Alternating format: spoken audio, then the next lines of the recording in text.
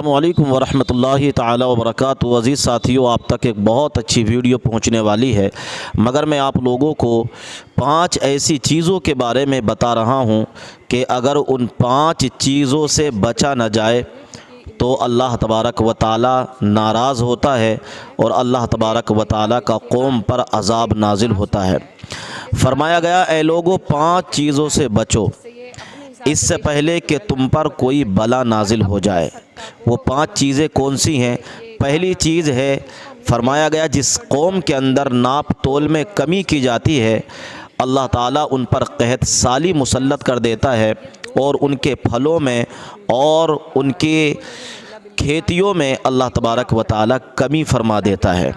आज हम देखें, हम में से जो दुकानदार हैं, जो कारोबारी लोग हैं, अक्सर वो नाप तोल में कमी कर रहे हैं। आज हम कहते हैं कि हमारे मालों में कमी हो रही है, हमारी खेतियों में कमी हो रही है, फलों में कमी हो रही है। इसकी वजह यह है कि हमने जो शरीयत मुताहरा का फरमान था उसको छोड़ दिया। फरमाया गया, जब नाप तोल में कमी की जाती है तो अल्लाह तबारक व ताला उस कौम पर जो है कहत मुसल्लत फरमा देता है, उनके फलों में, उनकी खेतियों में कमी हो जाती है। तो पहली इस चीज़ से हमें और आपको बचना चाहिए कि नाप तोल में कमी न करें, बल्कि पूरे तरीक़े से जो भी सौदा तय हो नाप तोल करें। दूसरा गुनाह है, फरमाया गया, जो कौम अल्लाह तबारक व ताला के फरमान के अलावा, यानी कुरान करीम के फ़ैसले के अलावा कोई और फ़ैसला करती है तो फिर क्या होता है, अल्लाह उनको गिरोहों में तकसीम कर देता है और एक दूसरे का अज़ाब चखाता है।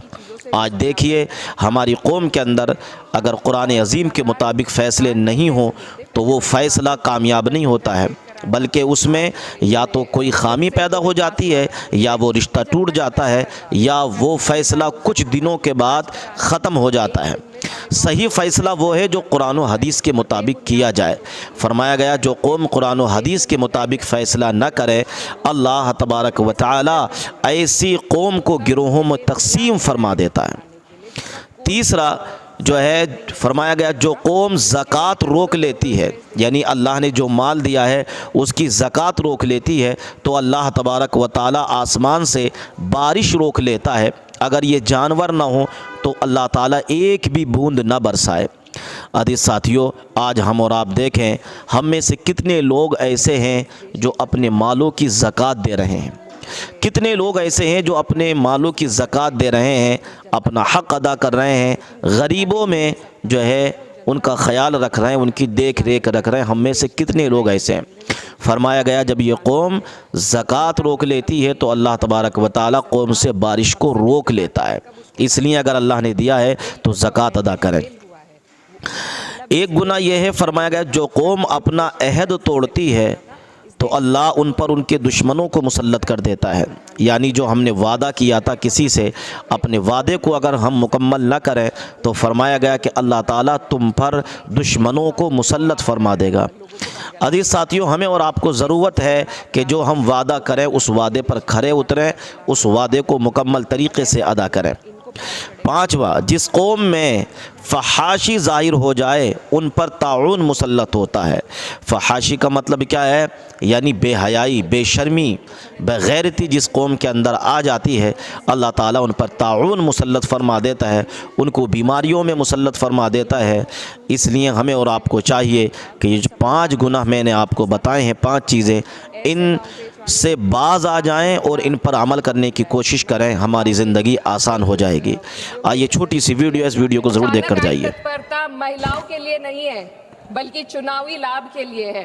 पश्चिम बंगाल और तमिलनाडु जैसे राज्यों में चुनावी प्रक्रिया चल रही है, इसीलिए सरकार का यह बदलाव किसी ठोस बुनियाद पर आधारित नहीं बल्कि शॉर्ट टर्म पॉलिटिकल माइलेज पर आधारित है।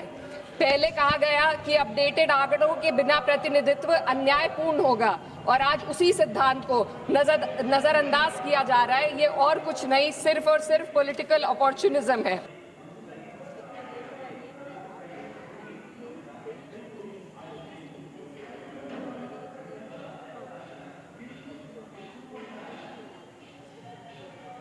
देखिए देखिए, जश्न बिल्कुल मनाएंगे क्योंकि इनके जो नापाक मंसूबे थे वो फेल हुए हैं।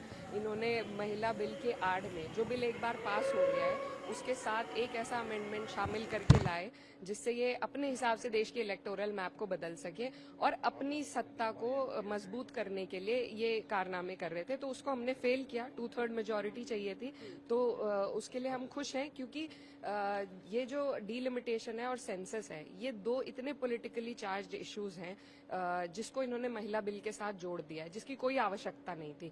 महिला बिल, मैं आपके माध्यम से स्पष्ट करना चाहती हूँ, अभी भी इंटैक्ट है, it is still standing and we urge the government कि वो इसे लागू करें, जल्द से जल्द लागू करें। 29 में चाहे सीटें बढ़े या ना बढ़े, 543 सीट पे वो 33% आरक्षण दे, विपक्ष का एक भी व्यक्ति उनके खिलाफ नहीं होगा, हम सब उनका साथ देंगे। लेकिन उनकी नियत ही नहीं है, वो चाहते तो वो 23 में पास हुआ था ये बिल सर्वसहमति से, सिर्फ 2 मेंबर्स कोई थे जिन्होंने इसके विरोध में वोट किया था, बाकी पूरा विपक्ष सबने साथ दिया था।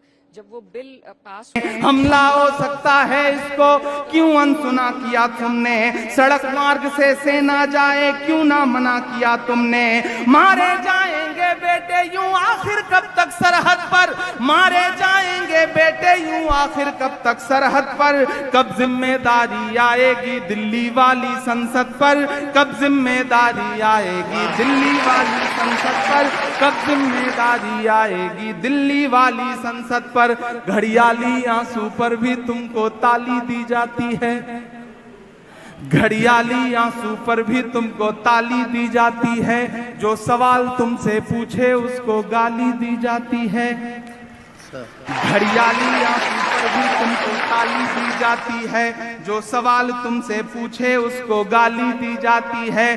फिल्मों के जरिए दुश्मन से बदला लेने लगते हो, फिल्म बनवा के बदला लिया जाता है साहब, कि फिल्मों के जरिए दुश्मन से बदला लेने लगते हो, फिल्मों के जरिए दुश्मन से बदला लेने लगते हो, सच तो ये है साहब भारत माता को भी ठगते हो, कि फिल्मों के जरिए दुश्मन से बदला लेने लगते हो, सच तो ये है साहब भारत माता को भी ठगते हो। हमले की खबरें आई और तुम शूटिंग में लगे रहे, 3:15 पे अटैक होता है और दोपहर 12 बजे से पौने 7 बजे तक साहब डिस्कवरी के लिए शूट कर रहे थे। मैं मिसरे पढ़ता हूं, अगर सच्चे लगे और ये लगे कि इस दौर का सबसे तीखा और कड़वा सच है और कोई बोलने की हिम्मत कर रहा है